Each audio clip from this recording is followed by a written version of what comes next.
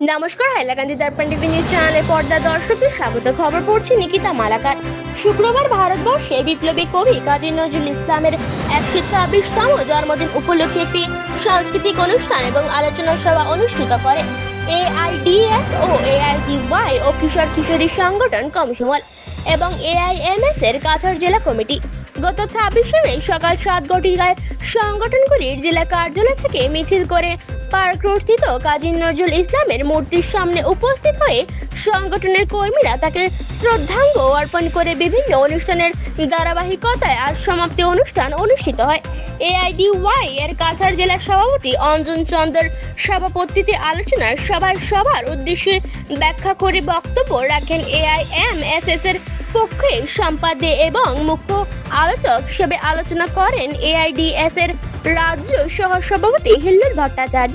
তিনি পরাধীন দেশে স্বাধীনতা আন্দোলনের আপোষেন ধরার বিপ্লবীরা যেভাবে বিদ্রোহী কবি কাজী নজরুল ইসলামের কবিতা গানে উদ্ধত্ত হয়ে বিপ্লবী জীবন এগিয়েছেন, ঠিক একইভাবে বর্তমান সামাজিক অবস্থার সমস্ত অন্যায়ের বিরুদ্ধে গর্জে ওঠার মতো করে গড়ে তোলেন নজরুল চর্চা আর বেশি করে করার আহ্বান জানান। বিপ্লবী কবি কাজী নজরুল ইসলামের জীবন সংগ্রাম এবং বর্তমান সময়ের নজরুল চর্চার প্রাঙ্গণিকতা নিয়ে বলেন এবং মানুষের কর্তব্য মানুষের শাসনের মূলে পুঁজিবাদী সমাজ ব্যবস্থা। ফলে নজরুলের আপোষহীন চিন্তা থেকে অনুপ্রেরণা নিয়ে নতুন সমাজ গড়ে তোলার আন্দোলনের ঝাঁপিয়ে পড়ার আহ্বান জানান তিনি। এছাড়াও আজ নজরুলের দেশাত্মবোধক কবিতা আবৃত্তি, সঙ্গীত ও নৃত্য পরিবেশনের মধ্যে দিয়ে তাকে সংগঠনের পক্ষ থেকে শ্রদ্ধা জানানো হয়। বিস্তারিত দেখুন হাইলাকান্দি থেকে পাঠানো আমাদের প্রতিনিধি শিবটি এনডিএস এর রিপোর্টের মাধ্যমে হাইলাকান্দি দর্পণ টিভি নিউজ চ্যানেলের ফেসবুক পেজে। ধন্যবাদ।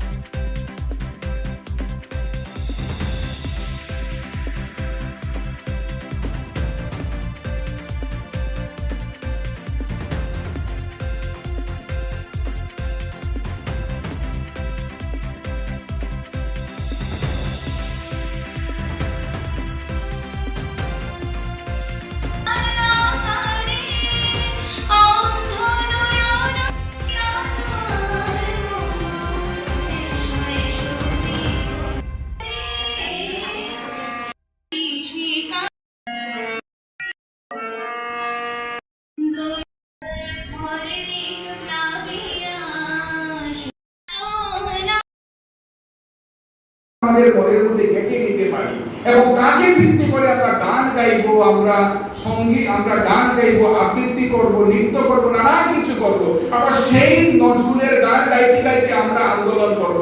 আমরা স্কুল বন্ধে, একটা স্কুল যাতে বন্ধ না হয়, সমস্ত পাশ করা ছাত্রছাত্রীরা ভর্তি হতে পারে, সমস্ত যারা পাশ করেছে বেকাররা যাতে চাকরি পেতে পারে, কোন রকমের কোনো মেয়েদের যাতে কোনো ধরনের অত্যাচার না হয়, সেই সমস্ত যে ন্যায়সঙ্গত দাবি আমাদের বিভিন্ন সংগঠন থেকে উত্থাপন করা হয়, সেইগুলো নিয়ে আমরা যখন আন্দোলন করবো তখন আমাদের মনে থাকবে নজরুল, আমাদের মুখে থাকবে নজরুলের গান।